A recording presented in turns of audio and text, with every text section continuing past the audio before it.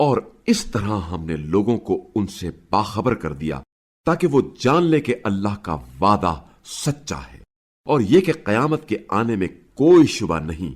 یہ اس وقت کی بات ہے جب لوگ ان کے بارے میں جھگڑ رہے تھے تو کچھ نے کہا ان کے غار پر عمارت بنا دو، ان کا رب ہی ان کا حال بہتر جانتا ہے۔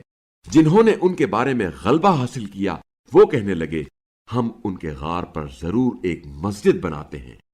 کچھ لوگ کہیں گے کہ وہ 3 ہیں، چوتھا ان کا کتا ہے، اور کچھ کہیں گے کہ وہ 5 ہیں، چھٹا ان کا کتا ہے۔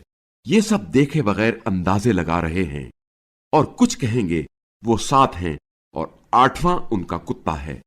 کہہ دیجئے میرا رب ان کی تعداد کو بہتر جانتا ہے، ان کے بارے میں کم ہی لوگ جانتے ہیں، لہذا آپ صلی اللہ علیہ وآلہ وسلم ان کے بارے میں سطحی گفتگو کے علاوہ کوئی بحث نہ کریں اور نہ ہی ان کے بارے میں ان میں سے کسی سے کچھ دریافت کریں۔ اور آپ صلی اللہ علیہ وآلہ وسلم کسی کام کے بارے میں ہرگز یہ نہ کہیں کہ میں اسے کل کروں گا، مگر یہ کہ اللہ چاہے، اور اگر آپ صلی اللہ علیہ وآلہ وسلم بھول جائیں تو اپنے پروردگار کو یاد کریں اور کہہ دیجئے امید ہے میرا رب اس سے قریب تر حقیقت کی طرف میری رہنمائی فرمائے گا۔ اور وہ اپنے غار میں 300 سال تک رہے اور 9 کا اضافہ کیا۔ آپ صلی اللہ علیہ وآلہ وسلم کہہ دیجئے ان کے قیام کی مدت اللہ بہتر جانتا ہے۔ آسمانوں اور زمین کی غیبی باتیں صرف وہی جانتا ہے۔ وہ کیا خوب دیکھنے والا اور کیا خوب سننے والا ہے۔ اس کے سوا ان کا کوئی سرپرست نہیں اور نہ ہی وہ کسی کو اپنی حکومت میں شریک کرتا ہے۔ اے رسول صلی اللہ علیہ وآلہ وسلم، آپ کے پروردگار کی کتاب کے ذریعے جو کچھ آپ صلی اللہ علیہ وآلہ وسلم کی طرف وحی کی گئی ہے اسے پڑھ کر سنا دیں۔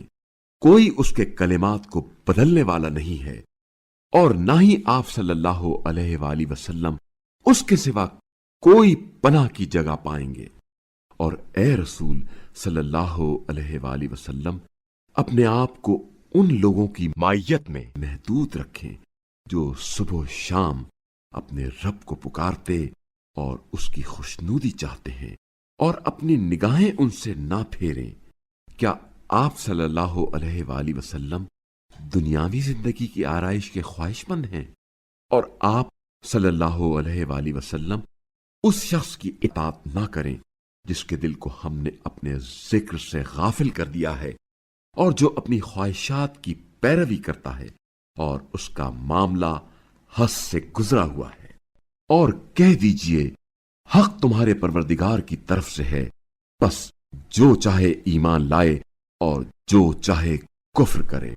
ہم نے ظالموں کے لیے یقیناً ایسی آگ تیار کر رکھی ہے جس کی قناتیں انہیں گھیرے میں لے رہی ہوں گی، اور اگر وہ فریاد کریں تو ایسے پانی سے ان کی داد رسی ہوگی جو پگھلے ہوئے تانبے کی طرح ہوگا، ان کے چہروں کو بھون ڈالے گا۔ بدترین مشروب اور بدترین ٹھکانہ ہے۔ جو ایمان لاتے ہیں اور نیک اعمال بجا لاتے ہیں تو ہم نیک اعمال بجا لانے والوں کا اجر ضائع نہیں کرتے۔